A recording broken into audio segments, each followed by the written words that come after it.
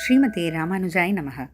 வசுதேவசுதம் தேவம் கம்சச்சாணூரமர்தனம் தேவகீ பரமானந்தம் கிருஷ்ணம் வந்தே ஜகத்குரும்.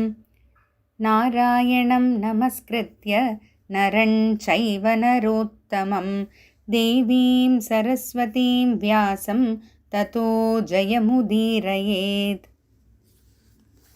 நாள்தோறும் பகவத்கீதையில் 37வது ஸ்லோகம் வரைக்கும் பார்த்துருக்கோம். அர்ஜுனன் ஒரு தீர்மானமான ஒரு முடிவில், அதாவது தீர்மானத்தோடு இருக்க அர்ஜுனன், நான் என்னுடைய மக்களாக தான் அவங்கள கருதுகிறேன், தார்த்தராஷ்டிரர்களையும் துரியோதனாதிகளையும், அதனால் அவங்கள நான் கொலை செய்ய மாட்டேன், அப்படி கொலை செஞ்சு எனக்கு எப்படி சந்தோஷம் வரும் அப்படின்னு ஒரு தீர்மானத்தோடு இருக்கார். அதை தொடர்ந்து சில பல விஷயங்கள் சொல்கிறாங்க, என்னென்னு பார்க்கலாம்.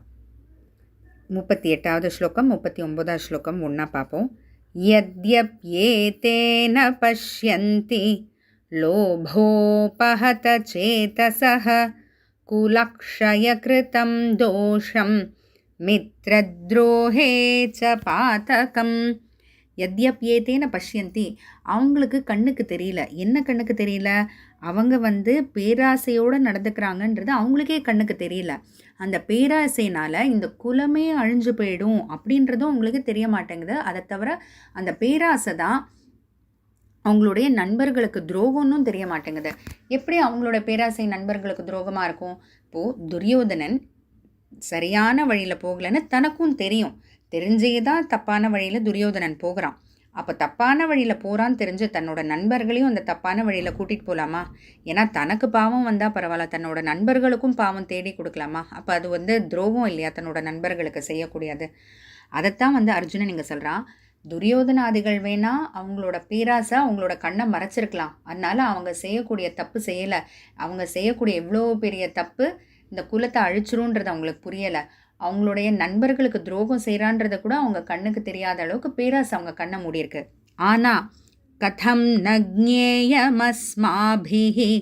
பாபாதஸ்மான் நிவர்த்திதும் குலக்ஷயக்ருதம் தோஷம் பிரபஷ்யத்பிர்ஜனார்தன. அவங்களுக்கு வேணால் கண்ணு மூடியிருக்கலாம், ஆனால் எங்களுக்கு தெரியுமே, பாண்டவர்களான எங்களுக்கு இதனால் என்னென்ன பாவங்கள் ஏற்படும் தெரியுமே. பாபாதஸ்மான் நிவர்த்தித்தும் குலக்ஷய கிருத்தம் தோஷம், இப்படிப்பட்ட இந்த ஒரு பெரிய தப்புனால குலமே அழிஞ்சு போயிடும்ன்றது. பிரபஷ்யத்பிர் ஜனார்தன, ஜனார்தனனே இப்படிப்பட்ட பெரிய தப்புனால குலமே அழிஞ்சு போயிடும் தெரிஞ்சிருந்தும் நாங்கள் இதை தடுக்கிறதுக்கு முயற்சி எடுக்க வேண்டாமா?